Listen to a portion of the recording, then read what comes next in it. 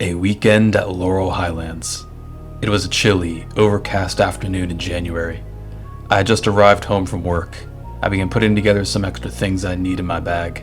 The reason that I was doing this, because that weekend, Steve, Frank, Colin, Chad, and I were going backpacking. The location was a place referred to as Laurel Highlands and is located on the Allegheny Plateau in southwestern Pennsylvania. The plan was that the first night be spent in a hotel before hiking all day Saturday. We'd spend the night in a trail shelter that night before hiking back on Sunday. It was supposed to get cold that weekend, so I made sure to pack plenty of warm clothing. I hopped in my car and drove on over to Colin's house, which is where we were scheduled to meet. The wind was picking up, so Colin said I could come inside.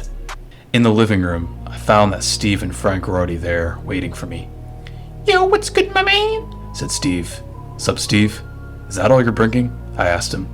"What you talking about? This is all a dude can need." "I think you're gonna need more than just a school backpack. We're going camping in the woods," Colin told him. Steve then responded, "Nah, man, I'm good. I'm bringing my Bluetooth speaker, my extra hoodie, some Mountain Dew, and my strap." I was able to see what Steve's strap, quote-unquote, was. It was just a bright neon orange pellet gun that he had clipped onto the outside of his backpack. "Steve, you're too unprepared," Colin states. "You're gonna need more stuff." "You questioning my toughness, man?" Steve reprimanded. "I am the toughest of my kind. Tougher than buzz-ass, that is." Frank said, clueless as always. Our attention was then directed to Frank. At first glance, he actually looked decently prepared, but Colin and I knew better than to go off of first glances. "Okay, Frank, we better go over what you're bringing," said Colin. "Okay," Frank replied. Frank had his two classic jumbo-sized camp chairs slung over his shoulders as usual, but he also had a blue duffel bag. Colin and I unzipped the duffel bag, and were not surprised at what we found. Frank was always the least prepared out of everybody. Inside of it, we found a fluffy, massive Buzz Lightyear blanket, a 6-pack of Sprites, his dad's police spotlight, as well as a Lightning McQueen scarf. I guess in this case, though, Steve would be deemed as the more unprepared one. We didn't have time to tell Steve and Frank to go home and get more stuff, as that would take too long, and we had time to make. We wanted to make sure that we would have enough time to eat a good dinner and get in a swim in the hotel pool that night. We figured that once we get up to where the hotel is, we could assess the weather conditions there and get Steve and Frank suited up as need be. "Yo, man, Chad's here," Steve pointed out. We raced to the front window and witnessed a sleek red convertible slide into Colin's driveway. Out then stepped a tall, jacked dude with slicked back blonde hair, wearing a football letterman jacket. It was Chad. He shivered as he hurriedly made his way inside to the garage. "What's up, Bruce? Ready to embrace the winter woods?" he asked. "You bet," Colin replied. "At least you actually seem ready for the winter woods, unlike Steve and Frank." It was true. Chad looked quite prepared, as he had a large, oversized backpacking backpack that was stuffed to the brim, along with a bulky leather duffel bag that he claimed to be his hotel bag. He seemed to be struggling with carrying these bags, though, as his backpack, for example, pushed him to the ground. "Ooh, come help Bruce." We raced over to help Chad up. His pack was heavy. "Alright then," I said. "We should probably hit the road right about now." "Agreed," Colin replied. We did just that. We went outside and loaded our gear up into the car. I was driving, and Colin would sit in the passenger seat. Steve and Frank got stuck with the back side seats, not that they minded, because Chad opted for the residency of the middle seat. After that, we hit the road. I used Route 144 to get out of Vanderbilt and onto I-70 West. The time was around 4:45 in the evening, and due to the time of year, it was already beginning to get dark. The traffic for getting out of Vanderbilt was quite bad as per usual for a Friday evening during rush hour. The area we were going to was supposed to get some snow that weekend, meaning lots of people were likely going to be heading up to hit up the nearby ski resort. We already knew that those skiers are like migrating animals whenever an area gets the tiniest amount of snow. That was another incentive to get up to the hotel while we could, before the ski flocks took up all the residency. It was all the way dark outside by the time we finally got out of Vanderbilt. I had made the mistake of giving Steve the aux cord, though, and now we were forced to have our eardrums blown out by him blasting Travis Scott in full volume. "Time to go sicko mode, G," he exclaimed. Travis Scott was Steve's latest obsession. He then started talking about how his favorite album is Astro World and how it really inspires him. "Dog, I'm telling you, this shit is lit, he proclaimed. Isn't that good, Steve? Replied Colin. The fuck you talking about, man? His concerts be the bomb. Same with his music, Steve insisted. Strawberries, Frank squealed. The next hour of the ride was filled with Steve and Frank going back and forth about Travis Scott and how his music is the best. Man, once we get to the hotel tonight, I'm finna do the robot dance. Once I pull the bitch from the club tonight, I'm finna take her back to the hotel room and we go smash where I be blasting NC-17.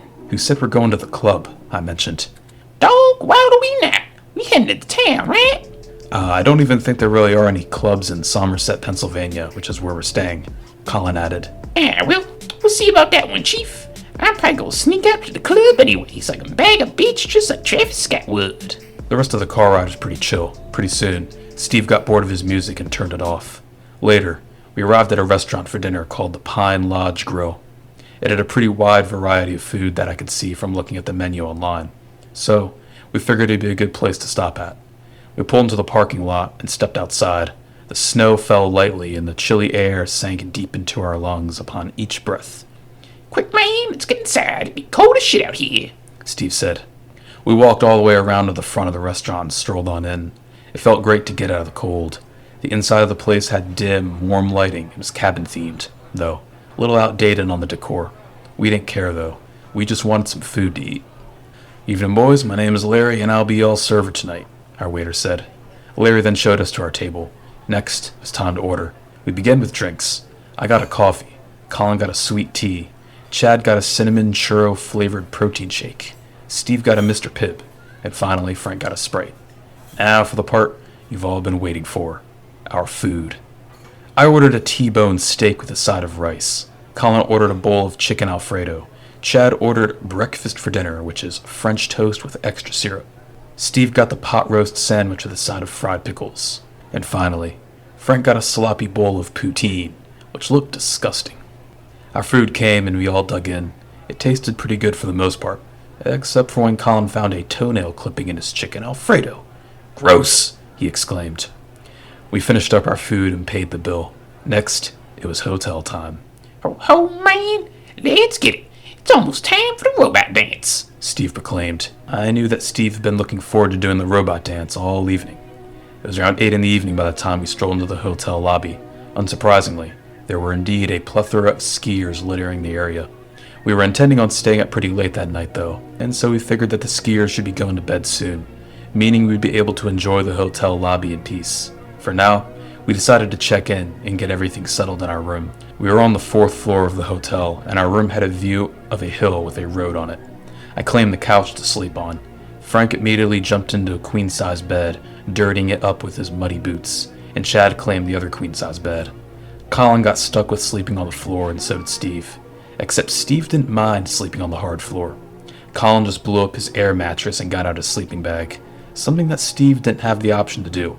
He'd just be content with curling up in a ball in the corner of the room while watching some Netflix on his phone. Just then, Chad popped the question. Everyone's ready to hit up the pool? Fuck right I am, fam, Steve replied. Next, we all took turns changing into our swim trunks. Unlike every other time we've been swimming with Chad, this time he actually claimed he's going to get in the water. None of us had ever actually seen Chad shirtless before, and the reason we cared was because for years, Chad has been building up his legacy as being the most shredded dude in town. His legacy is pretty much only backed up by his word though, and we have little to no evidence to prove his claim. However, there is one pretty convincing reason that we take him serious, and that's because you can clearly see the outline of bicep muscles, as well as a six-pack through his football Letterman jacket. They're both pretty blocky looking, which was a tad suspicious. But anyway, pretty soon we were all changed, and Chad was the last one to get ready. However, when Chad emerged from the bathroom, he wasn't wearing traditional swim trunks though. Rather, he wore a full and complete Speedo. Not the super revealing Speedo with the tight underwear and all though. No, Chad's not like that.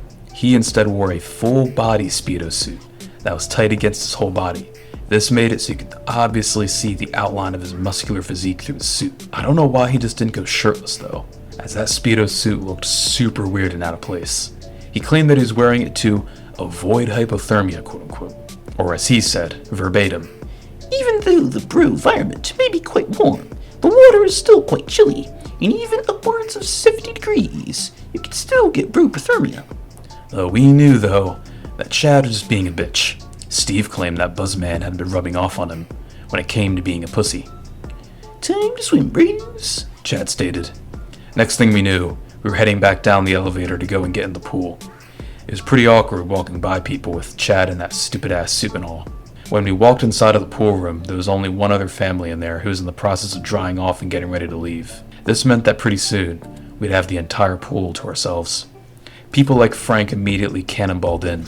He forgot to take off his muddy, clunky hiking boots, though, and as a result, chunks of dirt began floating around in the pool water as Frank splashed around. Chad decided to acclimatize to the new, humid environment first, before getting in. Colin, Steve, and I decided to try something different. A little bit of fun. Before we got in the pool, we're going to use the other exit door to run outside barefoot in the snow, before running back inside and jumping in the pool. We figured that the contrast of temperature would make the warm pool water feel amazing. Steve, on the other hand, claimed he needed to get his cold conditioning on, and that he'd probably stay out there for at least an hour or so. Who knows, man? I may as well slide to the night jog in the snow or two while I'm at it, Steve said. Just like Travis Scott would. Steve then proceeded to rip off his sleeveless shirt, revealing his scrawny physique. I am hyped, G! He shouted, his shrill voice echoing off the pool room walls. The family drying off looked at us all weird, and I don't blame them. Colin, Steve, and I then got ready to go out into the freezing cold night. Okay, Chad, when we knock, you are to let us back inside immediately, okay? Colin instructed Chad. Right on, Bruce, Chad replied. The three of us opened the door and stepped out into the freezing cold night. The snow immediately stung our feet as we shivered profusely. Colin and I were handling it pretty well for what it was, but Steve, on the other hand, was acting like he had set his feet onto lava. Oh shit, man, it's cold as fuck! Steve screamed, his shrill voice echoing through the quiet winter night. Steve then began lifting one foot at a time as he repeatedly jumped up and down. Oh, cold, He exclaimed. Come on, man, let me in, Chad, let me in. We looked inside and saw Chad chuckling to himself. He had now wrapped himself in a heated bathrobe. He then began making his way over to the door. He put his hands on the handle, but stalled to open it. Come on, man! Steve screamed all the louder. Chad then let Steve back inside. Steve immediately dashed to the pool, in which Frank was still splashing around in, and then proceeded to jump inside. Whoa! That feels nice, man! Steve's moment of relaxation didn't last long, however. He wanted revenge. Revenge on Chad for stalling to open the door. Seems like Steve bro didn't take the proper time to acclimatize to the environment. Good thing I'm making the smart choice, Chad said. Well, man, let's see how you like it, bitch, Steve exclaimed. Steve hopped out of the pool before shoving Chad out of the door and into the snowy night. No! Chad exclaimed before immediately rushing back inside. The weird part, though, was that Chad was still wearing socks and slippers, along with the Speedo suit and the heated bathrobe. This meant that in theory, he shouldn't have been able to even feel the cold that much. Chad is Chad, so whatever. After Chad was done having his little cold bro fit, we all got in the pool. He was currently in the process of inflating a pool floaty that he could lie down on. He set the floaty in the water and carefully got on. Once he was all settled, I saw him now wearing a pair of shades. He held a real coconut in his right hand with a straw coming out of the top. He took a sip of his drink, making an over-exaggerated sound as he exhaled. You know, bros, sometimes, even in a cold weather bro environment, you can still find tropical paradise, he said. His pool floaty took up like half of the tiny pool. You know, Frank being in there didn't help with the space either. Get your fat ass away from me, bus man, Steve exclaimed as Frank accidentally cornered him against the wall. Oops, here Steve, you didn't see me. The five of us continued swimming around for a decent time longer before we began to get a bit bored. Steve had an idea. Man, I say we try to fuck off and head outside so we can hit up the gas station for some Monster Energies, he suggested. Yeah, sounds good to me, I replied. You know, I know it's nighttime and all, but since we were in a hotel, we intended on staying up pretty late anyway. There was no rush in the morning, as our hike to the campsite the next day would be only about 6 miles. We dried off using the napkin-sized towels that the hotel provided, It made the all-dreaded freezing walk back to our hotel room. Trust me, those walks are always the worst. Once we made it back to the room, we took turns rinsing off in the shower and drying off. Once we were all done with that, we all got our winter gear on and headed outside to start the half-mile walk to the nearby Turkey Hill gas station up the hill. Well, almost all of us bundled up for the cold. Steve was still wearing his stringy sleeveless shirt and basketball shorts. Frank didn't have a real winter coat either, and instead, wrapped up in one of his Lightning McQueen blankets that he brought. It was still snowing, and by now, the wind had picked up significantly. Steve was shivering to a whole new level, but he seemed like he was trying to hide it. Chad, on the other hand, was barely recognizable, based on all the heavy winter clothing he was wearing. We walked through a pretty industrial-looking area with lots of gated-off warehouses and such. To our left, there's a pretty sketchy motel called the Knight's Inn. Man, we have to go there and explore on the way back, Steve suggested. Steve, I don't think that it's abandoned. Besides, it's not like it'll be that interesting or anything, I replied.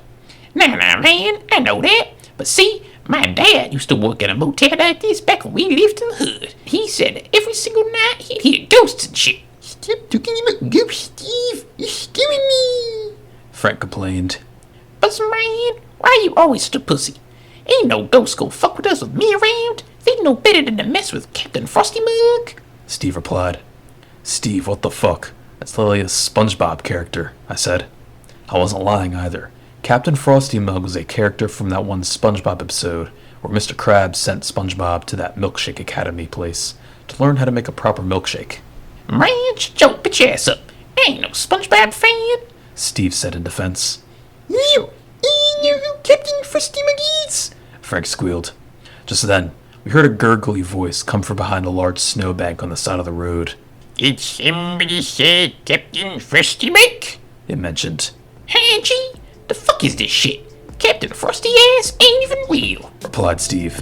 Well, of course he's real. He's right here, The voice affirmed. Just then, a plump figure emerged from behind the snowbank.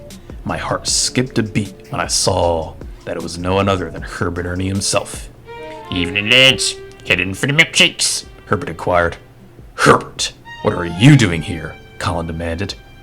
I've come to keep an eye on you boys. You fellas can't just be roaming around on snowy nights like tonight. You'll find yourselves in trouble. Like me, I have come to help. My name is Captain Honeymug, and it is my sole honor and duty to make sure you boys stay out of trouble, as well as to protect the milkshake legacy of the land while I'm in it. And you boys seem extra suspicious, sneaking out on cold and frosty nights like tonight, Herbert said. Herbert looked absolutely ridiculous. He looked frighteningly similar to the fictional character Captain Frosty Mug from the TV show SpongeBob SquarePants. He wore brown leather boots on his feet and an all-dark blue instructor's suit that acted as a onesie. In his hands, he held 2 bottles of whipped cream, just like the actual Captain Frosty Mug, and wore a slick pair of 80s shades on his eyes. His hairdo involved all his hair being shaved bald, except for a silver spray-painted mohawk on the top of his head. He also wore a fake gray beard with frost forming on it that went down to about his chest. It was super fluffy, and at the end of it, curled into a spiral at the tip. It wasn't enough to hide that triple chin, however. People like Steve were not pleased. Oh, fuck that, fan. I'ma just stick to Travis Scott, not this milkshake making shit, He stated. Come on now, Stevie. Milkshakes make everybody's day. And if you boys are headed to get some, I may as well tag along. Herbert insisted. No, I replied. Herbert, all you're gonna do is ruin our night and our trip, just like you always do. Just go back to your... Wait, how did you even get up here? I demanded. You boys, word get around at school that you boys were taking a trip. Once I heard that, I knew I had to come. For the legacy of the land of the milkshakes is in my hands. I hopped in my minivan and went to fulfill my prophecy. Herbert explained. The prophecy of the milkshakes, that is. You boys have a tendency of getting a little too carried away with those sweets. Though the opposite was true, as Herbert was actually the one who gets carried away with the sweets. That's how he always ruins the trip. We were not about to make the same mistake of letting him come with us this time, though. Herbert, listen, said Colin. We're just trying to have a fun and low-key trip for once without you ruining it. Where even is your minivan? Down the hill in the parking lot. Herbert replied. We all glanced down the hill and saw the parking lot to a local Long John Silver's. The blue minivan wasn't really in the parking lot though, rather, it was sloped in some ditch halfway buried in the snow. Now, Herbert said. He is now standing in the crab pose. let's go get milkshakes. No, Herbert! Please, just leave us alone, Colin begged. Never! Herbert screamed. I must fulfill my prophecy. And so the five of us took off. We ran, and ran. I glanced over my shoulder, and my heart sank when I witnessed Herbert use the 2 bottles of whipped cream in his hands to propel himself into the air like a rocket. This only caused us to run faster. 2 minutes later, we finally made it to the gas station. We were relieved when we were finally standing in front of the doors and were about to walk in. Though, that relief was short-lived, when just as we were about to walk inside the building, Herbert landed right in front of us, blocking the doors. A cloud of whipped cream surrounded him as he landed, a lot of which also splattered onto us. Herbert, what the fuck, bro? Said Colin. Let's head inside. Herbert stated. Frank squeaked. We reluctantly accepted our fate and strolled inside the Turkey Hill gas station with Herbert. We figured that once we got what we all needed, we'd come up with a better plan to get Herbert out of our hair. But as for now, we were under the rule of the prophecy, as he called it. According to my prophecy, these milkshakes must be on the house, on behalf of Captain Anyway, of course. Herbert proclaimed. We didn't take what Herbert said seriously, though. We just intended on getting what we wanted, paying, and leaving without any trouble. I went to the fridges and reached my hand in to grab a Monster Energy, the Ultra Gold flavor. Herbert then stuck his chubby hand on my wrist. I could feel his scratchy yellow fingernails piercing my skin. Milkshakes only. Anything else would be an abomination against the prophecy. Herbert, you're fucking crazy, I replied. This whole prophecy of yours is just a facade. It doesn't exist. Just drop this whole thing and let us get what we want. Not so fast there, Nicky-o. I already have your milkshake picked out, He replied.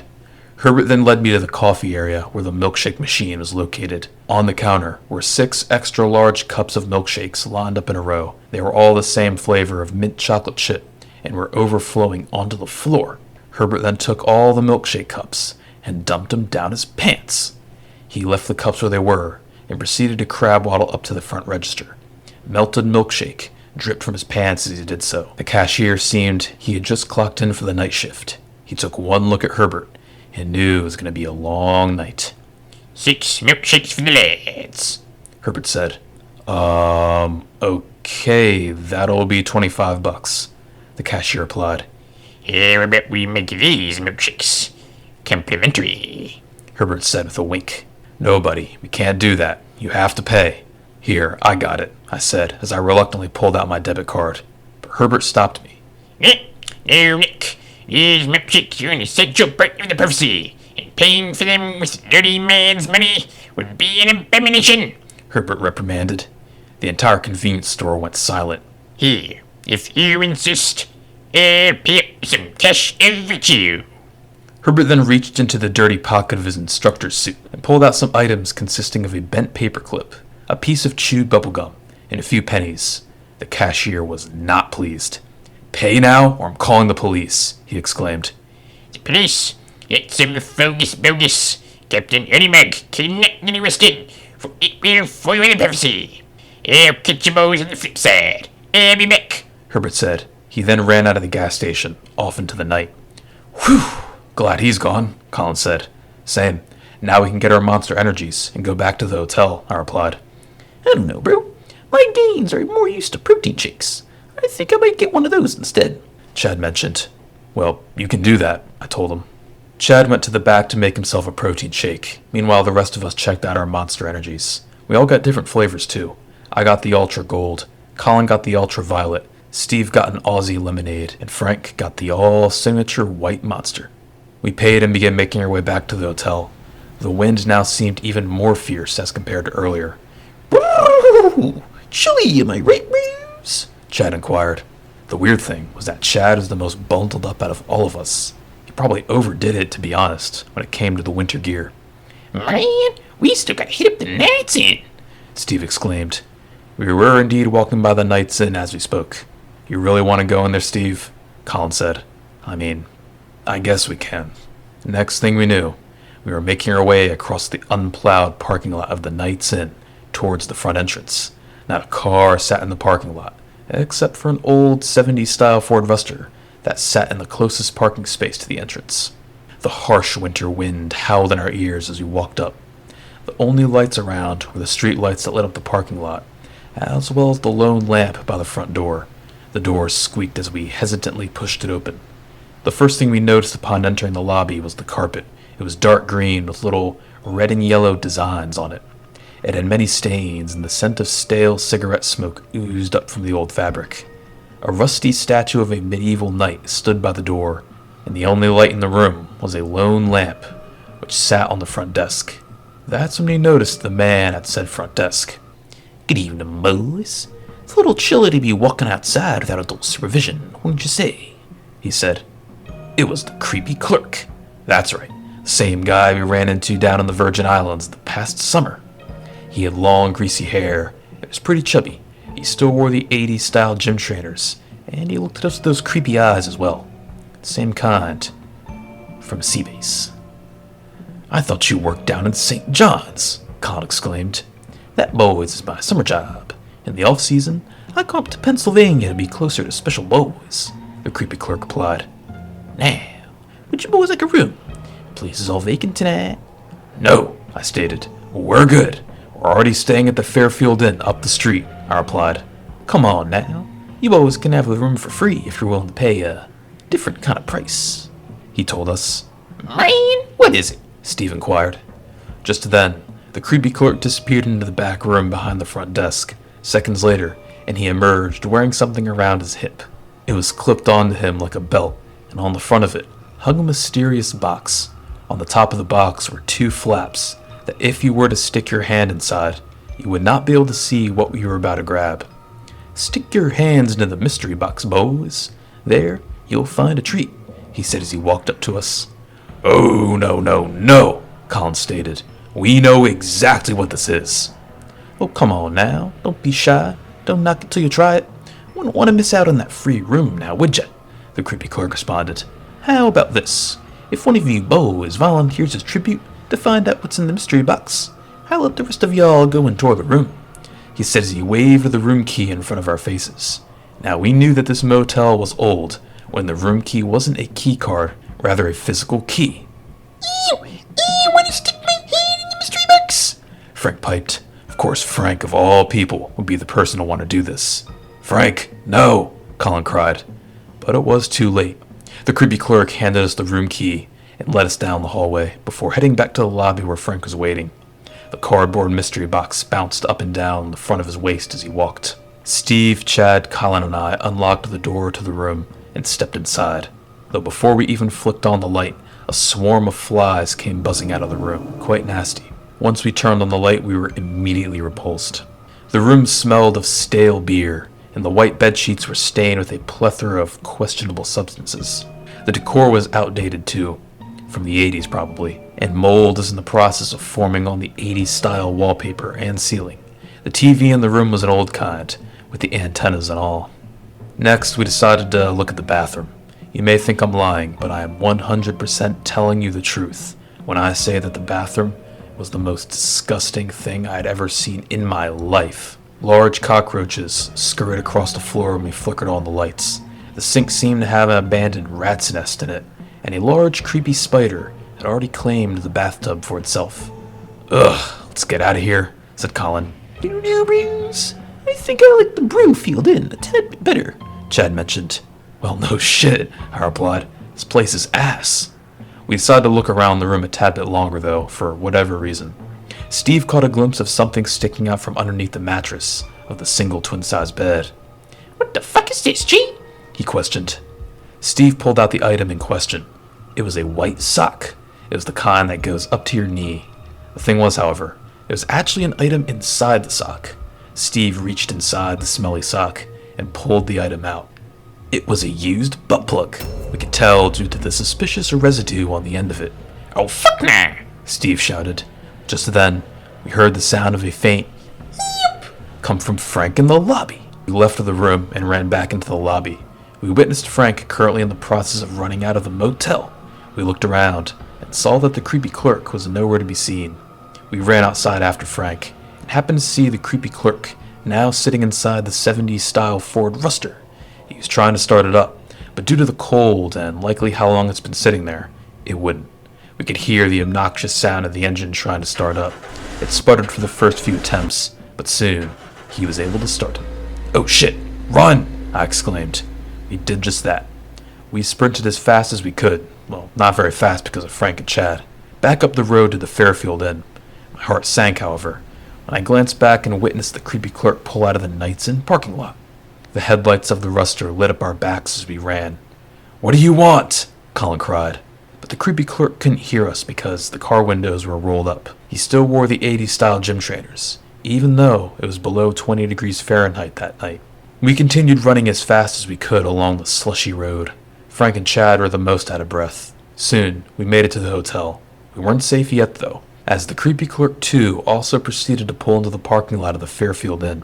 Here's the thing, however. The turn into our hotel was on a bit of an incline. It wasn't steep by any means. In fact, you probably wouldn't notice it if you were driving up it in a suit-to-fit car. The 70s Ruster was not making the cut, though, as it was not a suit-to-fit car. It was obvious that the vehicle was rear-wheel drive only, because the back tires spun and sputtered out of control like crazy, whilst the front tires dug firmly into the slush like ice axes. The back of the vehicle slowly swung back and forth, the front of the car acting like a sort of hinge in a way. The creepy clerk was trying really hard to get himself out of that rut. He wasn't thinking outside of any boxes, though, and thought he could get himself out by speed and speed alone. He continued accelerating on the gas, until at one point, it seemed that, if it weren't for him being stuck in the slush, he'd be going at like 70 miles per hour. He kept his eyes locked on us for the entire time, too, especially Frank. A sizable group of people had gathered around the scene and were filming his struggle for social media. Soon, however, the inevitable happened. The creepy clerk's Ford Ruster tires gave out, and the entire vehicle was sent sliding in a 360-degree motion down the hill before sinking into the nearby swamp. "No!" We could hear the creepy clerk yelling from down in the swamp. "Whew, glad he's gone," Colin stated. "Yeah, a little bit of action-packed adventure should make these monster energies all the more worth it," I replied. "Frank, what caused you to call for help?" Now, I'm not going to quote this part verbatim because Frank seemed pretty shook, and his speech was very, very misunderstandable. He gave us the lowdown on what went down whilst we were inspecting the room back at the Knights Inn. Let's just say, it sounded nasty, messed up. According to Frank, the creepy clerk had Frank reach into the mystery box on his chubby waist. You might be able to guess what the disgusting gimmick was. It's one of the oldest tricks in the book for perverts. Let's just say that Frank is a dumbass for agreeing to reach into the mystery box of a creepy guy. Anyway, we walked inside the hotel and went back up to our room to drop off our winter gear. Next, we grabbed our Monster Energies and Chad's protein shake, and used the elevator to re-emerge into the lobby. It was around 10 p.m. now, and we were ready for a good time. "Party time, Bruce," Chad announced. "Fuck yeah, man! It's time to get lit." Steve screamed, "Let me pull up SoundCloud so we can get sicko mode going up in this joint." though the party scene wasn't nearly as lit as Steve claimed it would be. We were the only ones in the lobby besides the front desk woman at her computer. We simply sat down, cracked open our Monster Energies, and sat at a round table, while Steve danced sicko mode for his Snapchat story. The rest of us just sat around and chatted about our backpacking plans for the next day. "I say we keep things under the radar when it comes to the mileage, Bruce," Chad suggested suavely as he put his hands out in a sort of cautious manner. "Don't worry, Chad. It's only a 6-mile hike to the shelters. We should be good." 6 bro miles? Chad questioned, panic in his voice. "Listen, Bruce, I was thinking of leaning more towards the side of a 1 mile maximum state of mind." 1 mile, Chad? That's nothing, I replied. Besides, we'd all rather have the shelters tomorrow night instead of sleeping on the snow in a tent. And the only way to get to said shelters is to hike that 6 miles. "Perhaps then, Bruce, I should stick with what I know best, chillin' at the site of the whip for the night. In the morning, I'll treat you, Bruce, to a delicious breakfast at the Silver Diner." I mean, hey, if you're serious about the Silver Diner part, And that's a deal I'm willing to accept, Colin said. Hey, that sounds fine to me. Chadder's a responsible young man. He can fend for himself. Oh yeah, and Colin, Chad always comes through. We can always count on him to come in clutch when those 11 a.m. munchies roll around, I explained. Chad looked quite pleased with his exaltment. By now, the monster energies were beginning to kick in. Steve was now on FaceTime with a random woman who apparently lived in Somerset, the exact town we were staying in. He had his hoodie up and was hunched over his phone. He then looked back up at us, slowly taking off his hood. Hey, yo, I'm about to get nudes, G. He said as he walked off towards the bathroom. We didn't really think much of it though. Huge mistake. About a minute later, Steve reemerged from the bathroom. He did not get the nudes like he had claimed, but he did have other news. Yo, G, this hole isn't the exact town we in. I'm gonna go meet her tonight, Steve exclaimed. That's not a good idea, Steve. You just met this girl. Where does she even want to meet? It better not be some sketchy alley or anything, Colin cautioned. No worries, dog. It's just her house. Her roommates are home tonight, so I'm probably gonna get some head right in the living room. Just then, Steve walked out of the hotel. Hey, you want to ride there at least? I asked him. Nah, her crib be close, just down the road. I think it'd be near the Night's End or some shit, he replied. A pit formed in Colin and I's stomachs as Steve mentioned that it was close to the Night's Inn. You know, what just happened there and all. But we decided not to worry about it, though we would end up heavily regretting this decision. So we let Steve wander off on his own to go find this random girl's house. I know it's pretty irresponsible of us to let Steve go wandering off all willy-nilly on his own, but keep in mind that Steve was an adult. We figured he could act like a mature and responsible young man, but, you know, with Steve, as we would find out, this would be a little easier said than done. Frank, Colin, Chad, and I decided next that we would go to check out the hotel's fitness center just down the hall. We had just finished our monster energies, so we had a lot of energy to burn. Chad had energy to burn from his protein shake. It's gym time, Bruce, he proclaimed. We all agreed, except for maybe Frank, but when it comes to fitness votes, he doesn't count. We used our hotel key cards to enter the fitness room next. It consisted of like 90% treadmills and exercise bikes, and only a tiny weight rack that only went up to like 30-pound dumbbells. I guess we'd have to make do. Colin and I had already worked out that day, so we left it to Chad to cultivate the midnight gains. He went and set up a bench before grabbing a 10-pound dumbbell off the rack, and so he sat down. He put his right elbow to rest on his knee, and used his other hand to spot the lifting hand. Chad, I thought you'd at least be curling like 30 pounds for reps, I said, as Chad was only doing like 5 reps. Well, you see, bro, form is always a maximum priority when it comes to cultivating the gains. Besides, lifting heavy causes cortisol levels in the brain to rise. And cortisol levels, so does brew stress. And we already know how detrimental stress can be for the gains, Chad explained. So, as for today, I think it'll be of high brew intelligence to take it nice and easy. Besides, we wouldn't want to cramp up after that protein shake that would be brews. The next 30 or so minutes in the fitness room were mostly consisted of us messing with the yoga balls and stuff. I decided to shoot Steve a quick Snapchat message to see how things were going along, but mostly to make sure he was safe, as we genuinely were low-key worried for him. 15 more minutes went by, and he still hadn't opened the message. There was no way he could be so wrapped up that he wouldn't even notice his phone. He did leave his snap map turned on though, and so we decided to use that to track him down. I zoomed in on his location. It was indeed near the Night's Inn. It appeared to be an old building or house of whatnot. I went onto Google Earth and used the Street View feature to see what the house looked like. My heart indeed sank when the building appeared to be abandoned.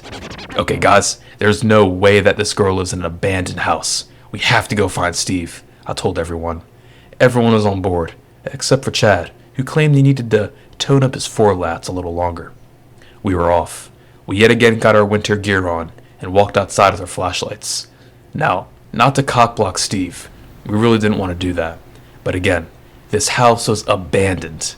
And next to, that little motel, the Night's Inn. Anyway, within less than 5 minutes, we made it back to where the Night's Inn was. We could find the house sitting in the, I guess what you'd call the side yard of the property. Despite it being abandoned, there was actually a faint light coming from up in one of the upstairs windows. The curtain was closed though, so we couldn't see inside. We figured that if Steve was getting any action, that's the room it'd be in. The house wasn't your traditional house either. It was built out of white painted sidewalk concrete and had a flat roof. It looked like a white box, essentially. The best way that I can describe this house would be from that one painting by Andrew Wyeth called Evening at Kerner's. It's a German name, by the way. Sorry for the pronunciation. Okay, now this is suspicious as fuck. Steve still hadn't opened the Snapchat message I'd sent him, and this house just looked like one that meant trouble. We decided to call Steve instead. Usually, like I mentioned earlier, it wouldn't be like us to interrupt a friend when he's with a chick, such as private, except for Frank. But again, in this particular situation, Colin and I knew better than to not intervene. When the phone is answered, however, it wasn't Steve on the other end. Rather, it was the creepy clerk. Here was our exact conversation. "Hey Steve, you get in there?" "Oh, don't worry, boys. Your friend is all safe in my hands." "You again? I thought you were down on the swap." "I was, boys, I was. But I heard some special boys were out tonight, and so I thought I should come and supervise." "Okay, that's enough. We're coming after Steve." "Good luck, boys. You'll have to find him first. Before you do, however, you will need to go through my house." "Okay, so the creepy clerk stole Steve's phone and is somewhere in that house," I said. "We have to go in," Colin replied. "Unfortunately. Let's get this over with." Frank, Colin, and I stepped onto the front porch and looked at the front door of the creepy clerk's house. It was pretty heavy-duty looking and was non-see-through. A black rat scurried across the porch right beneath her feet. Frank squealed.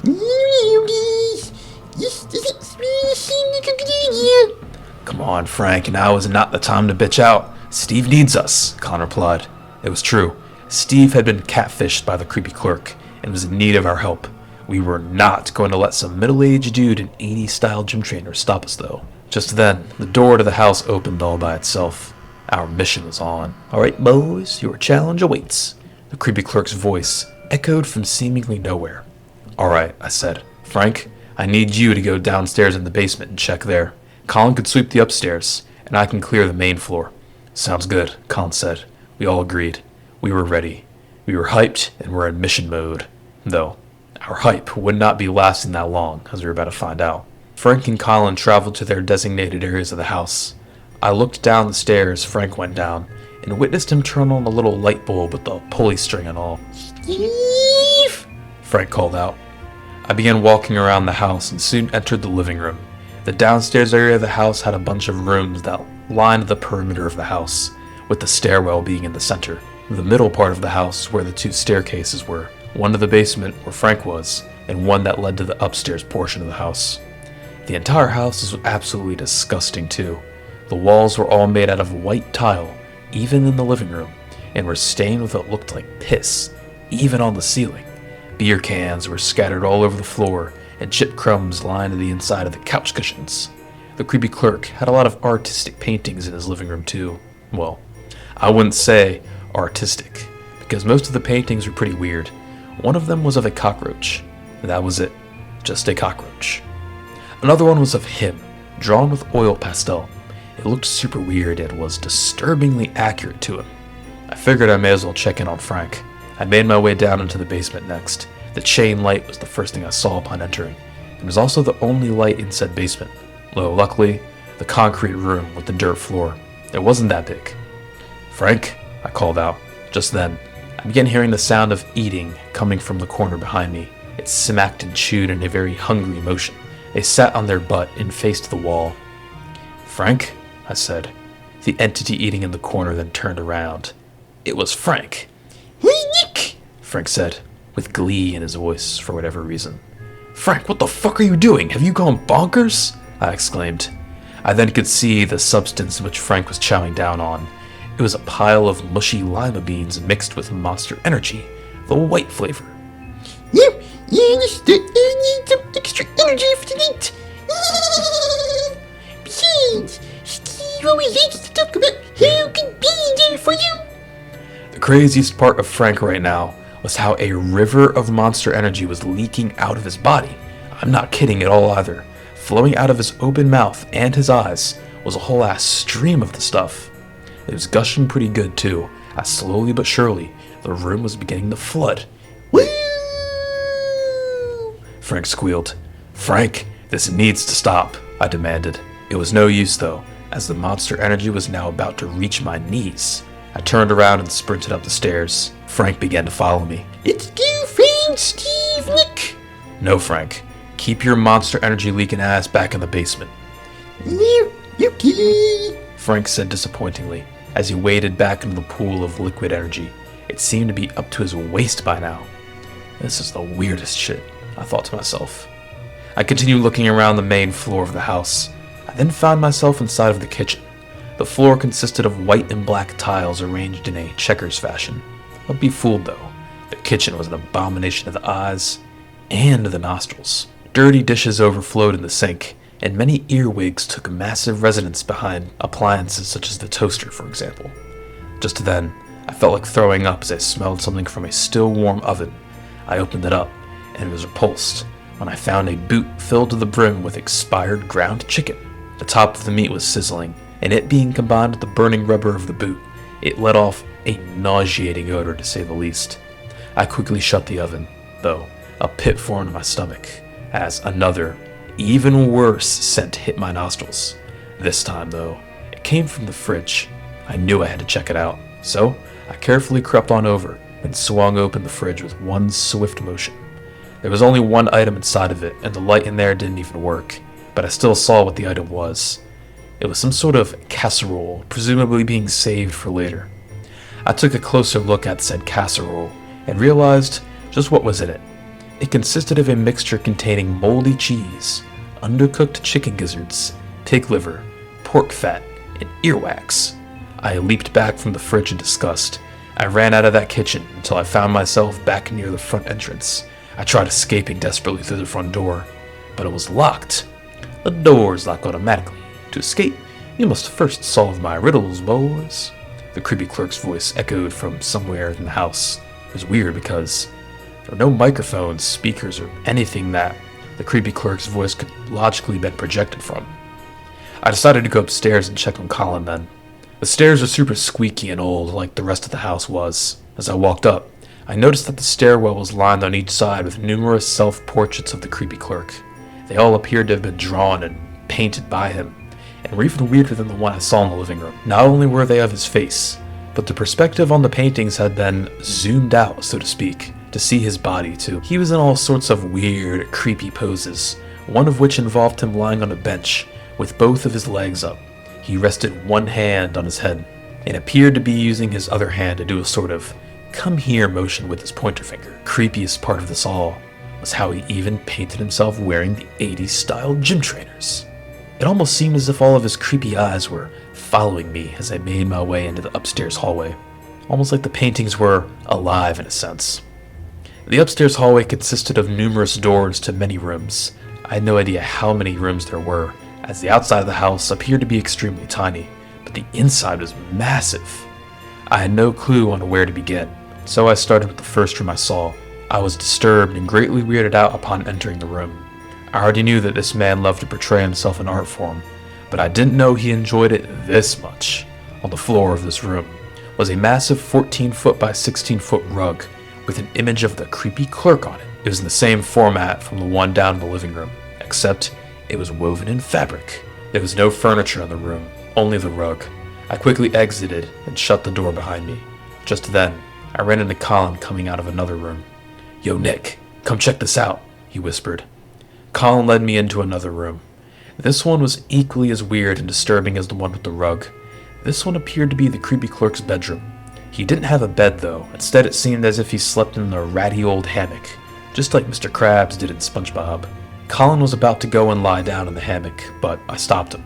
"Wait, you do not want to touch that," I sternly said. "We don't know what kind of substances that fabric has absorbed over the years." "Oh shit, you're probably right," Colin replied. Colin and I decided to gander around the room for some time longer. We found all sorts of weird and creepy items like old underwear with pictures of random people taped to it, a rock-solid sock lying on the floor, as well as a bunch of random pills too. "Let's get out of here," Colin said. Yeah, that's a great idea," I replied. Just then, we both heard the voice of Steve coming from down the hallway. Yo, man! It shouted.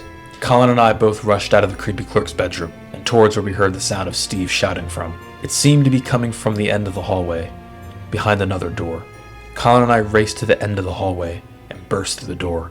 What we saw shocked us both. The room we had entered had wooden planks for walls and a small window to our left, overlooking the street. A dim lamp sat on the table right by the window. It must have been the dim light we saw from outside. We looked up at the ceiling and saw that it was padded with white foam. We then saw Steve. Quick, man, get me out of here. He cried.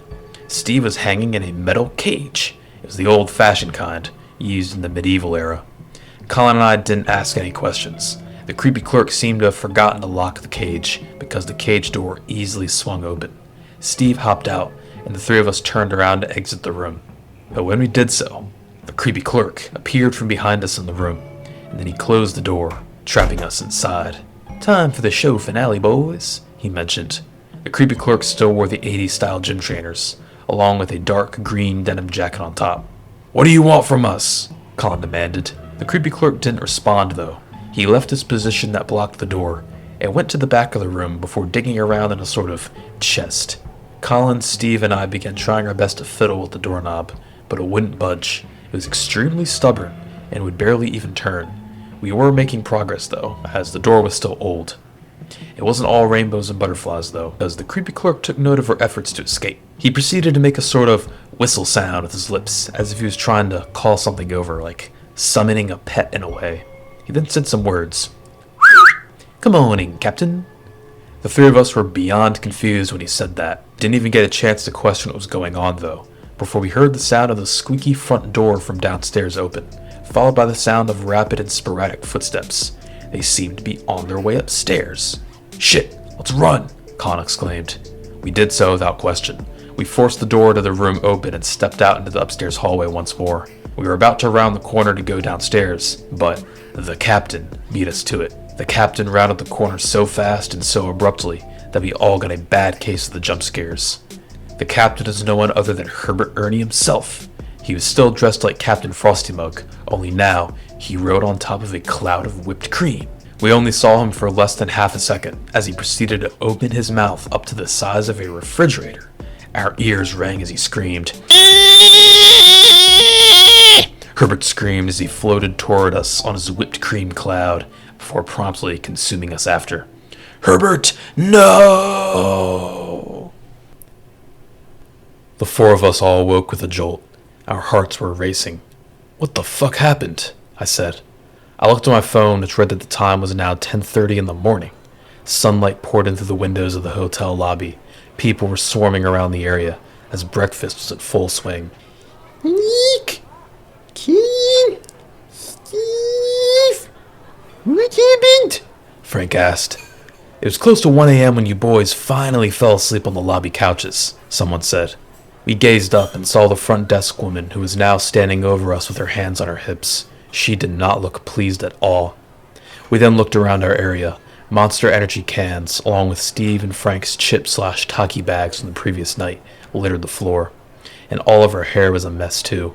Apparently, the Monster Energy high last night had us all out like a light, therefore causing us to fall asleep in the hotel lobby of all places. It seemed as if all of the previous night's events with the creepy clerk's house and all was just a dream, at least. The last thing I remember from the previous night, when I was conscious, was chilling in the fitness center with Chad. The dream did feel super vivid and realistic, however. Oh man, I feel hungover as a bitch, G. Steve complained. I don't blame him. "Guys, let's go up to our room so we can get ready for our hike today," Colin suggested. We did exactly that. We got up from the round table at which we fell asleep on and headed into the elevator. "Man, I had the craziest dream last night," I said. "Steve got kidnapped by the creepy clerk, and when we went to rescue him, Herbert came and ate us." "I literally had the exact same dream," Colin added. Me too, G. Said Steve. Frank claimed he had the same dream as well. "Wait, so were you guys all in the same role, like exploring the main floor with the kitchen and all before going upstairs?" I asked. Nah, fam, that perfect-ass clerk dude kidnapped me. Steve responded. And I went down into the basement and saw you, Nick, said Frank. "Yeah, Frank, you were literally gushing out white monster from your eyes and mouth." "How in the world did we all have the same dream, with different roles?" Colin asked. "Yeah, I guess there are certain things in this world that we will never know. It almost seemed like the dream we had was a little too real last night. I remember every single detail, I said. The four of us continued chatting to each other about the crazy dream in the creepy clerk's house. Next, the elevator reached our floor and we stepped out into the hall. The hallway had a sort of window lounge area that overlooked the parking lot. In said lounge were a bunch of armchairs and beanbags. One very large mass took residence in one of the beanbags. They appeared to still be sleeping, but when they awoke, we could see that it was no one other than Herbert Ernie himself. We could tell, as he was still dressed like Captain Frostymug. His hair, or his mohawk, was a complete mess, along with his fake silver beard. He had spilled whipped cream all over himself. It was a complete and total wreck. He then turned around to face us, as he took a morning stretch. It sure was one crazy night this night, wasn't there? Herbert said. Wait just a minute, said Colin. You, of all people, didn't happen to have the same dream as us, did you? It wasn't a dream, lads. It was completely real. And I'm proof of it now. Left with destiny, games, and instructions. And a minor mission. A mission to fulfill the milkshake prophecy of the land. But the prophecy cannot be complete without the help of humans. Herbert explained. How could it be? It made absolutely no sense. How could have last night been true? It had to have been a dream, because how else would we have woken up in the hotel lobby? The shit really just wasn't making any sense, nor was it adding up. No, Herbert, I exclaimed. Like we already said, all you do is ruin our trips and get us into trouble every single time. If you don't leave, I'm calling the cops. No, Nick, that would not be a wise idea. The prophecy would be foiled if the police came. Herbert replied. Yes, that's the point, Colin mentioned. Listen, Herbert, we'll make a deal with you. We'll let you eat breakfast at the hotel with us, as long as you behave. Once we're ready to leave the hotel for our hike, we'll drop you off at your minivan so you can drive yourself home.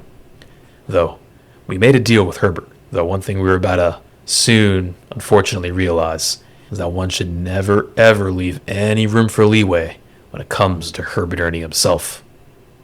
Anyway, Herbert seemed to be pleased with that plan. For now, we just had to make sure he didn't do anything too buck wild. Herbert followed us as we made our way down the hallway towards our room.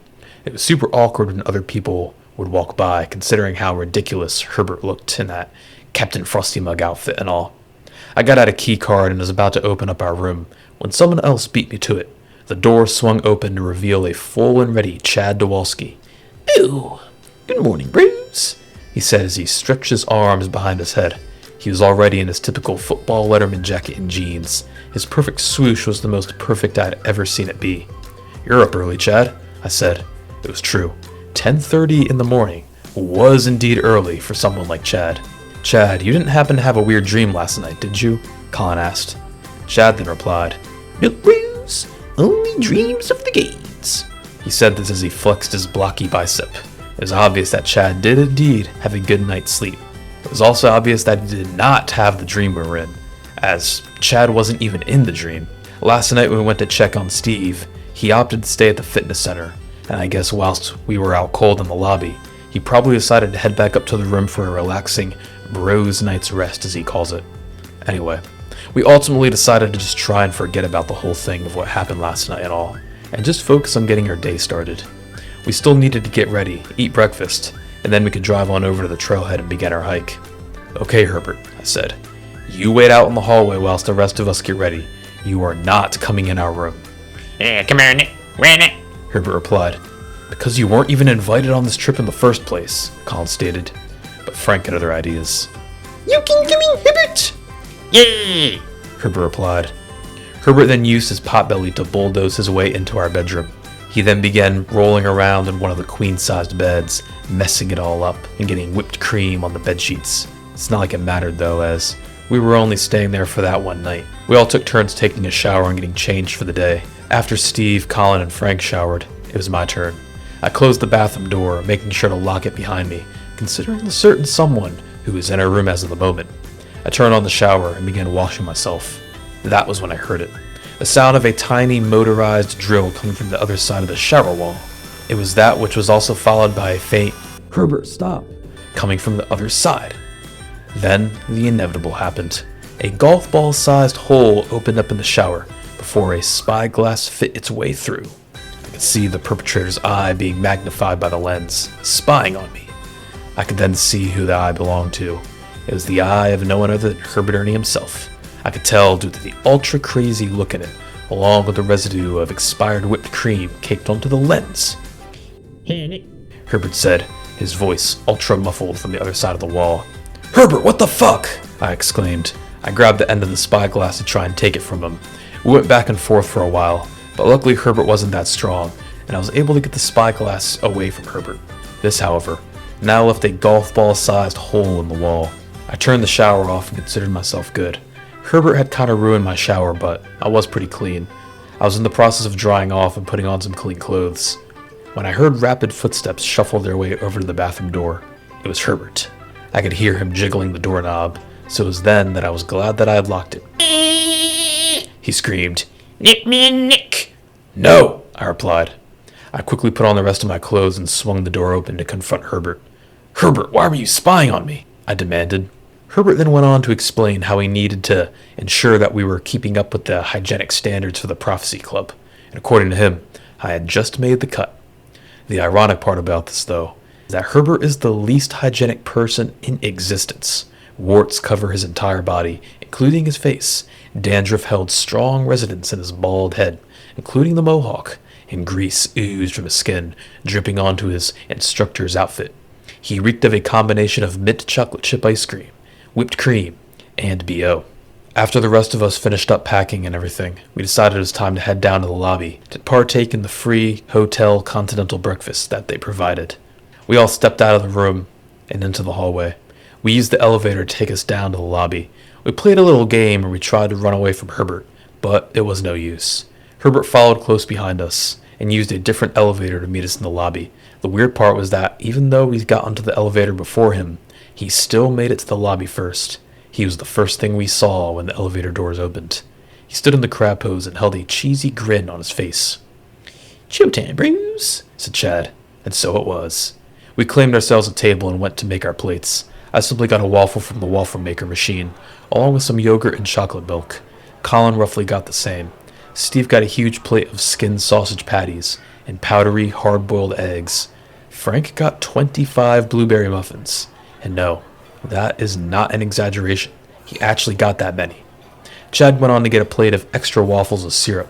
And finally, Herbert got a full glass of syrup. No food, just syrup. He chugged the glass down, all in one big gulp.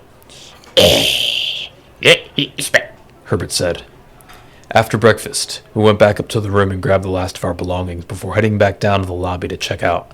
After that, we stepped outside. It was freezing out there. It felt even colder than last night. We walked to the car and loaded in our gear. There was a problem, though. My car could only seat 5 people, but with Herbert, that made 6. "Herbert, the Long John Silver's your minivan's at is only down the hill. You can't just walk there?" I asked him. "You can do now. Mr. Rad. You know what they say now. Ride to live or live to ride." Herbert snickered in response. He then proceeded to lie across the laps of the people sitting in the back, aka Steve, Frank, and Chad. I hopped in and started the car. According to my phone, Long John Silver's is literally less than a minute's drive away. It made no sense on why Herbert couldn't just walk there. I could see his cheesy face looking into my eyes through the rearview mirror as we drove. Even though he wore the shade still, I could sense his crazy eyes penetrating into my soul. The road we were on forced us to drive right by the Knight's Inn. We all looked to our left and saw indeed that the house from our dream last night was real. It even had the Ford Ruster parked out front. 30 seconds later, and he made it to Long John Silver's, the site of Herbert's minivan. Since it snowed all of throughout the previous night, the minivan was even more buried in the snow than before. He had ran it into a ditch also, meaning that it was at somewhat of a 50-degree angle. About 3 full feet of wet, clumpy snow was piled on the roof and windshield of the minivan. Didn't seem to bother Herbert, though. He simply hopped inside, started it up, and backed out of the snow. He rolled his window down and gave us some final words of wisdom. "Alright, lads. I'll be back. Hopefully you boys keep up with your role in fulfilling the milkshake prophecy of the land, or I'll be coming and get ya." We didn't take what Herbert said too seriously. As he drove off, we could see him give us a salute as he got onto the main road whilst driving at under 5 miles per hour. I wasn't even sure how he was able to drive at all because he didn't even bother to clear off the snow blocking his windshield. We We didn't take what he said about coming to get us seriously, as I already mentioned, as he'd have no idea where in the woods we'll be. Besides, it's not like he's prepared to hike in the winter woods either. Oh, I'm glad he's gone, I said. Well, that'd be a relief, Chief. Now we can head into the tough man's wilderness the way we're supposed to. Travis Scott style. Steve said as he began doing the robot dance. The dance made him look ridiculous. Now that Herbert was at long last out of the picture, we could finally begin our hike. We could forget about the creepy clerk and Herbert.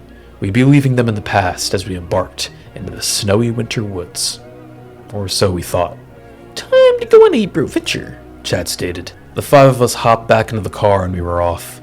The drive there was super scenic. We drove through a small town, as well as a bunch of scenic farm fields. Pretty soon, we were balls deep into the wilderness. Snowy trees surrounded us on all sides as we drove deeper and deeper into the forest. It seemed that the deeper into the woods we got, the colder the temperature became. I looked at the car's thermometer and saw that it read 9 degrees Fahrenheit compared to the 20 degrees back at the hotel. I caught a glimpse of Chad gazing at the thermometer. He looked very nervous and looked like he was dreading something as he took that single-digit number in. He emitted a slight gulp as we made the sharp turn into the trailhead's parking lot. We felt the road underneath us go from smooth pavement to rough, bumpy gravel. We had arrived. Chad, didn't you say you were just going to chill on the whip for the night? I asked. Oh yeah, you're right, Bruce. Whew. Chad said he took a heavy sigh of relief. I could tell that he was someone who hated the cold. I turned off the car and then we all stepped outside. Oh man, it'd be cold as a bitch in this joint, remarked Steve as he shivered. I thought you were immune to the cold, Steve. At least that's what you claimed this past week, Colin said. I am, man, I am. I just gotta get used to it, that's all. Buzzman's pussy-ass energy's been rubbing off on me, Steve replied. Frank then made his most classic statement ever. This whole thing doesn't really seem like a good idea. Buzzman, you gotta man your bitch ass up. We heading into this wilderness just like Travis Scott would. Tonight, I'm finna catch a moose and roast its ass over the campfire, Steve explained. Steve, Travis Scott doesn't even seem like the type of person to have ever been in the wilderness, Colin said. And also, you don't even have any means of hunting a moose. I got my strap, remember? Steve replied. Colin and I simply ignored him and went along with his little facade. We already knew that his strap wouldn't even hurt a fly. It was just a pellet gun. The four of us got hiking. I glanced behind me and saw Chad chilling in the whip with his feet up on the dashboard. He now wore a pair of those cabin socks that are super comfy for cold winter nights. I then locked the car and let him be. The woods were incredibly scenic in the snow and everything, and the trail wasn't anything too tricky. It was pretty flat, and the snow made the terrain easy and smooth to walk on. Steve had gotten moving and claimed he wasn't cold anymore, even though all he wore was only sweatpants and a hoodie. He was dancing around for his snap story as of the current moment, whilst blasting some uncatchy Travis Scott music on his Bluetooth speaker. Frank, on the other hand, was shuffling behind in the back, bringing up the rear. He had his Buzz Lightyear blanket wrapped around him and seemed to be pretty cold. Don't worry, Frank, I said. We'll be at camp before you know it. Frank replied. He sounded miserable. Kind of felt bad for Frank, but again, it was his fault that he was so unprepared. Anyway, we continued our hike through the winter wonderland. Our minds were then lulled into a serene-like state as the wind hushed its way through the tops of the icy maple trees. All the forest is covered in what seemed to be called rime ice, where moisture forms on a surface before freezing solid due to the large changes in temperature within a short period of time. We walked through everything from pine groves to rock mazes.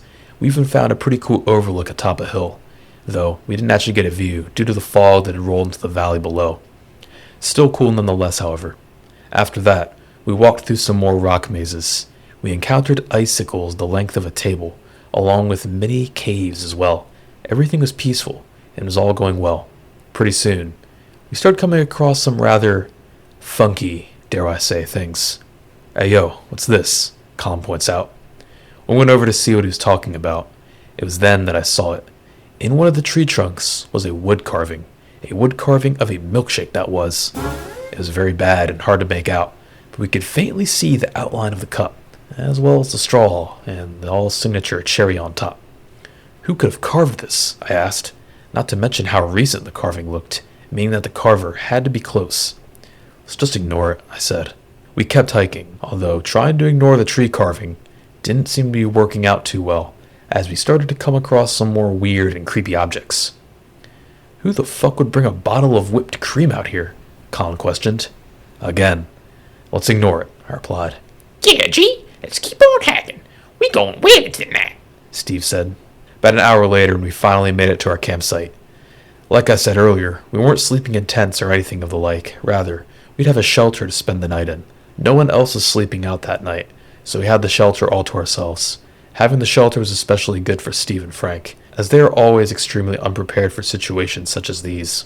The shelter wasn't anything too special. It involved a raised platform with a roof that slanted backwards. It had 2 shelves on each wall and a stone fireplace in the front, which would be an absolute lifesaver on a night as cold and frigid as that night was about to be. The shelter was overlooking down a hill with numerous towering oaks that soared above the rest of the forest. The shelter also was able to sleep about 4 people, although it would be a fly cramped, but that would not be too much of an issue. Okay, first things first, let's get a campfire going so we can have a hot bit of coals to warm the shelter for tonight, Colin suggested. Steve, Colin, and I then set off into the woods to gather sticks and firewood. Frank didn't bother helping. He was curled up in a ball in the corner of the shelter, all wrapped up in his blanket. Again, it wasn't my fault he was so unprepared, so now he's nothing but a burden to the rest of us. 30 minutes had passed, and we had a pretty sustainable pile of firewood in our hands. Colin used his survival skills to get the fire going, and before we knew it, the interior of the shelter was beginning to warm up. Though, there was a problem. Whoever designed the inside of the fireplace made it with a sort of weird-ass curvature in it.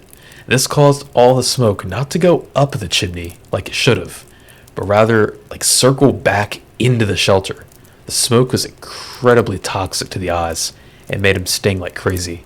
Pretty soon, I couldn't take it anymore and was forced out of the shelter just to get some relief from my eyes from that toxic smoke. It was cold out there, but it was refreshing. I looked back inside and witnessed Steve and Frank using the Buzz Lightyear blanket to try and fan the smoke out. It kinda worked, as the smoke seemed to have calmed down a bit. It was beginning to darken outside now, so we all figured to make dinner. I stepped back inside the shelter and got out my food, along with my cookware. Colin and I were both having freeze-dried meals.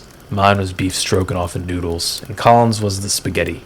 Frank had stolen a cold, mushy waffle from the hotel breakfast, and now decided to call that dinner. The only issue, though, was that it was now frozen solid. Nick, Frank said. Yeah, Frank, I replied. can you use your stove to heat up my waffle? Sure, I answered. Frank then held his waffle over the little flame on my propane stove, though heating up the waffle didn't quite work out as planned, because instead of thawing it out, it just burned a hole through it instead. Frank said before, laughing frantically as he accepted his fate. Then there was Steve. What are you having for dinner, Steve? Colin asked. Man, I'm gonna be chowing down on some beef jerky tonight, G. Steve then reached into his drawstring bag and pulled out a bag of beef jerky, the old Trapper's brand. Steve's dinner was frozen solid, too. It ain't matter, G. This shit just gonna make me tough, that's all. Steve insisted. Seemed like a cope, though, but something told me Steve actually believed this. We listened as Steve crunched through his dinner. I was extremely surprised that he didn't crack a tooth whilst trying to eat that.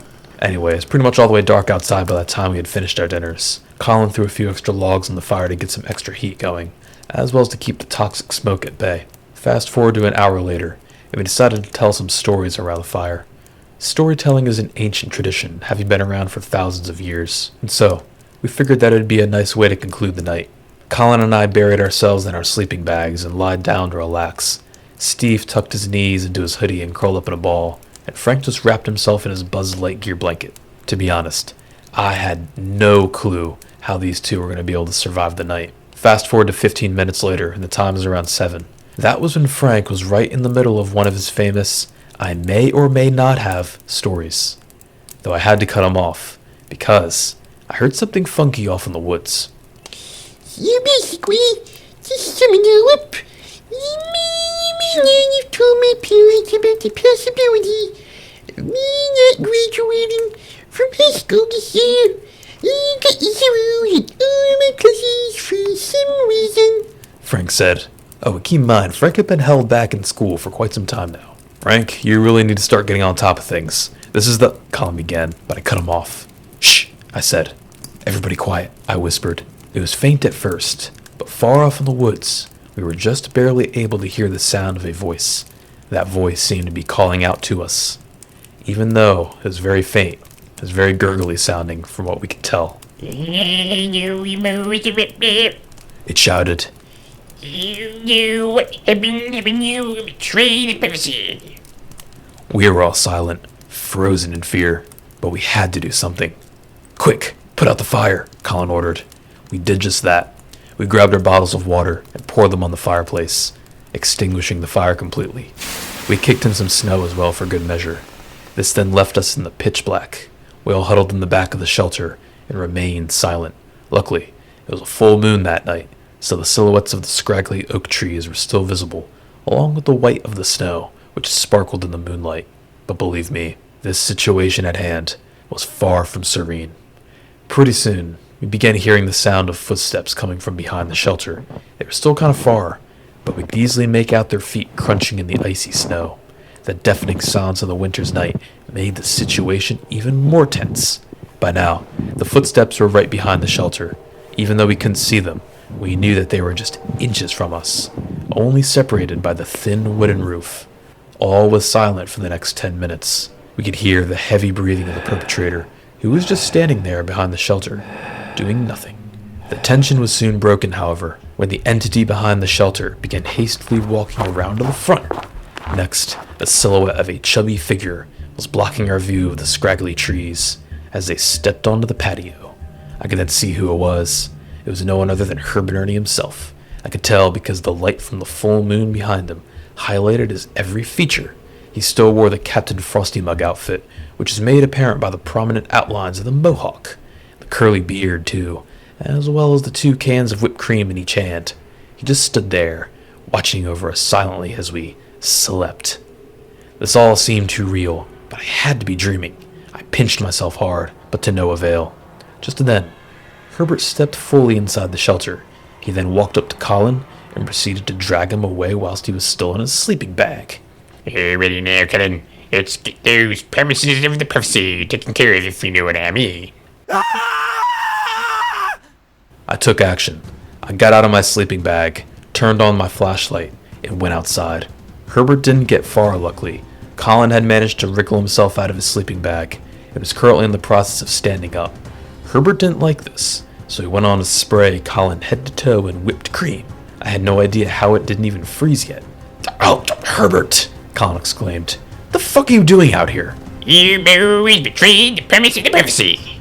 Now, you must face the consequences of your actions. I shined my flashlight on Herbert next. He now had foam oozing out of his mouth as if he had gone rabid or something. But, for all we knew, whipped cream was what it really was. Him wearing the A's shades made him look even more crazy. "Colin, run!" I exclaimed. We did just that. We didn't know where we were going, but we didn't care. We just kept on going. As of right then, Herbert was still on our tail. He screamed as he ran after us. Luckily, he wasn't a fast runner at all, due to how obese and how inflated his chubby potbelly was. Colin and I simply hid behind a large boulder, which had Herbert running off and into the night. "Whew, close one," Colin mentioned. "I agree. Now we can head back to the shelter," I replied. Colin and I found our way back to the shelter. Steve and Frank were now standing up and were wide awake. Frank was simply shivering. Meanwhile, Steve was quietly listening to some Travis Scott on his phone. Man, it's about time you just get back. Come on, we need some night adventure, said Steve. "Night adventure, Steve? Are you crazy? Like 5 degrees out here in the absolute middle of nowhere. Where would we even go for a night adventure?" Colin asked. If y'all follow me, I'll show you a secret cave I found earlier, Steve replied. "When did you find this cave?" I asked. I found it whilst I was taking a piss. Now come on. We all grabbed our things and followed Steve into the woods and up a hill towards where this cave was. I could tell Frank was the most miserable he had been in his entire life. He was still wrapped up in his Buzz Lightyear blanket and was also shivering like he was in Antarctica. Him being built like a penguin didn't really help. We made it a bit farther up the hill and Steve was then able to show us this cave. Surprisingly, he wasn't lying about the cave, although The cave was not at all what he hyped it up to be. It was just a tiny crevice between two boulders. We'd already seen hundreds of those during our hike earlier that day, so it wasn't anything too special. I call this the Travis Scott Cave, Steve said. Steve, will you shut up about Travis Scott? I said. There really wasn't much at all to explore in this cave. We took another look at Frank, who now appeared to be hypothermic. His speech was super slurred and his fingers had blisters forming on them, indicating that frostbite was a very real threat. Oh shit, guys, we should probably call this a night early, Colin said. Unfortunately, I had to agree, as frostbite is something that once you have, is very hard to get rid of. Fine, man, we'll head on back. But only because the bus man can't handle this shit, Steve said. The four of us went back down to the shelter and packed up all of our stuff. Once we were ready, we walked onto the trail a little bit, until we reached a forest road. Okay, so according to the map, this old logging road should take us right back to the parking lot, about 3 miles, Colin said. Alright, cool, I replied.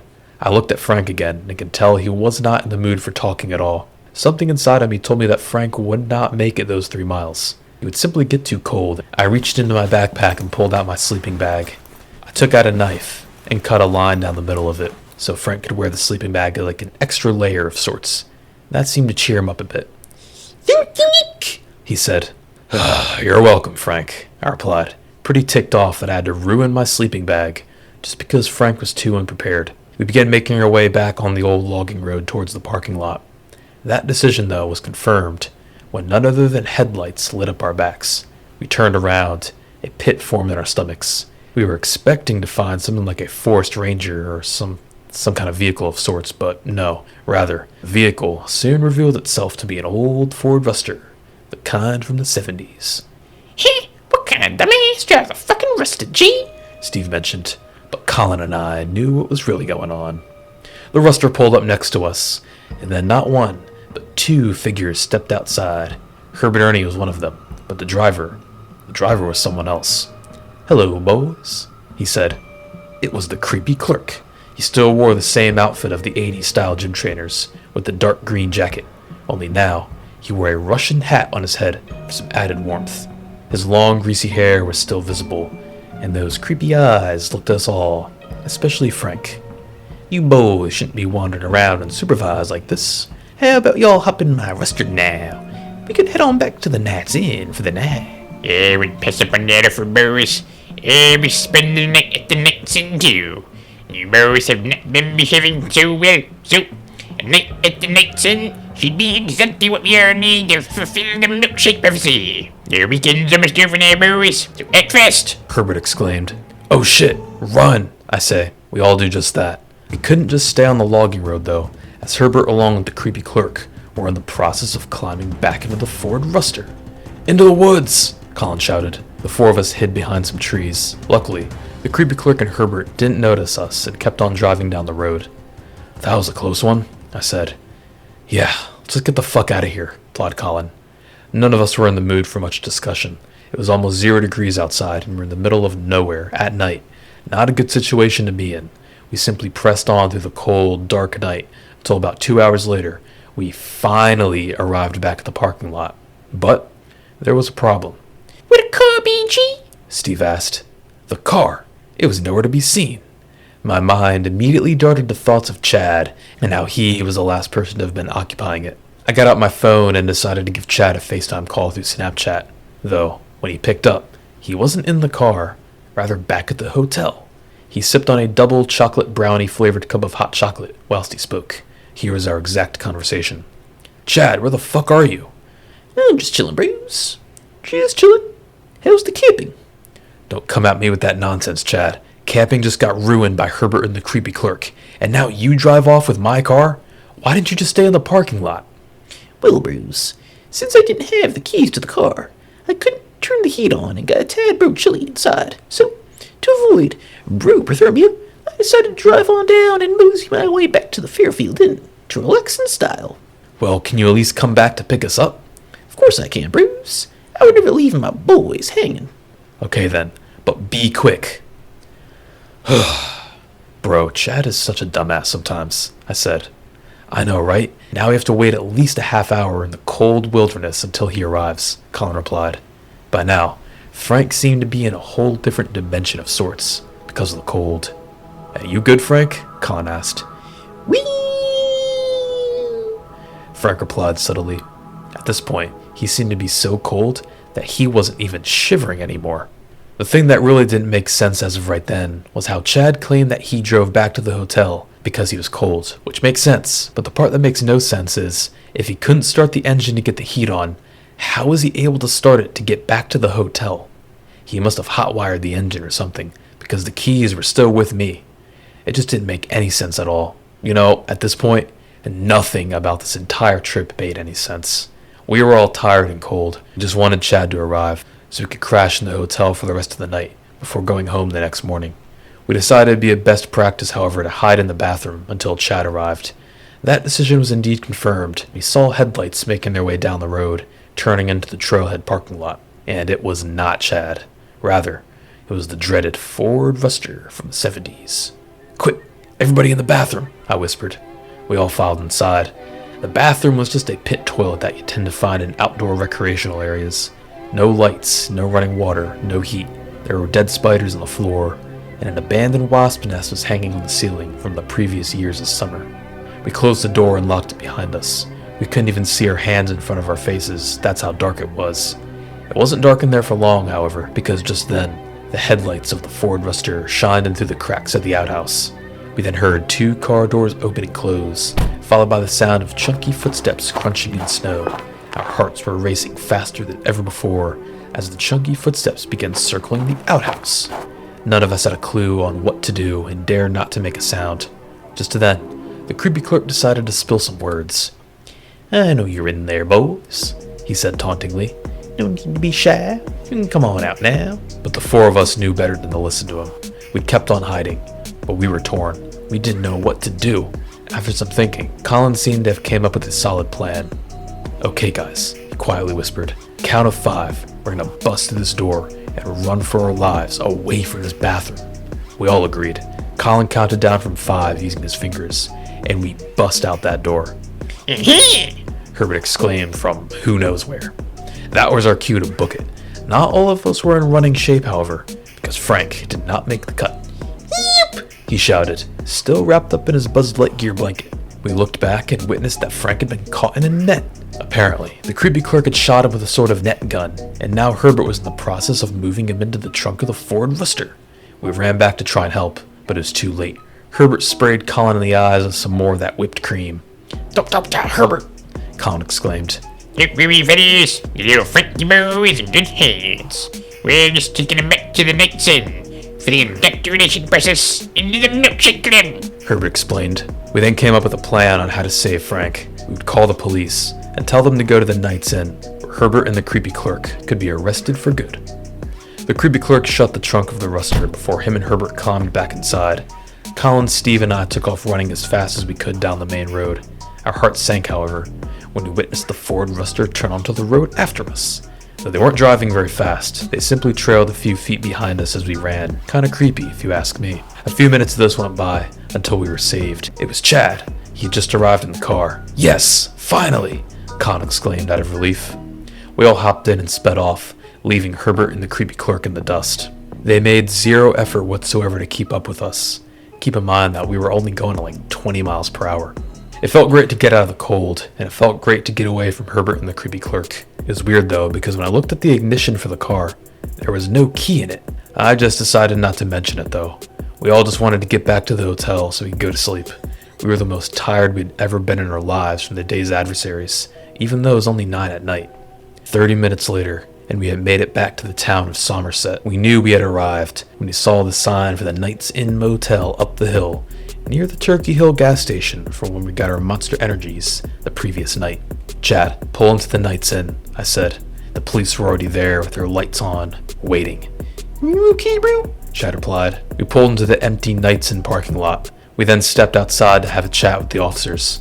They did not look to be in the mood to be dealing with shit like this on a cold winter's night that they could have been spending with their families. I don't blame them. But no, they'll be dealing with Captain Ernie Mug instead.